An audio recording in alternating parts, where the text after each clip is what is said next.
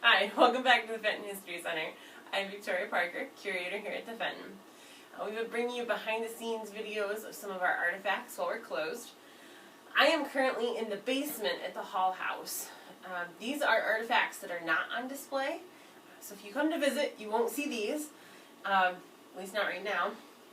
And I am sitting next to the original clapper, I guess would be the word, from one of the bells at St. Luke's Episcopal Church in Jamestown.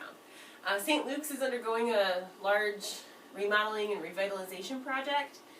They're restoring their building and their bells and making things so that they'll be safe for a long time. And this was removed. You can see it's kind of rusty.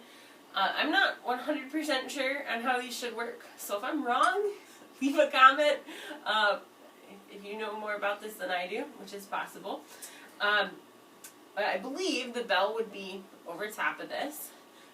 This should be the striking surface for the bell, and it would have been operated with this bar on some sort of mechanism that we don't have to hit the bell and make it ring. So it's obviously very impressive. It's very heavy. So you can imagine it was probably quite a large bell that required something this size to ring it. And St. Luke's was nice enough to donate this to the Fenton so we could help preserve the history of one of Jamestown's churches. The Fenton History Center is currently closed, but we're hoping to be open again soon.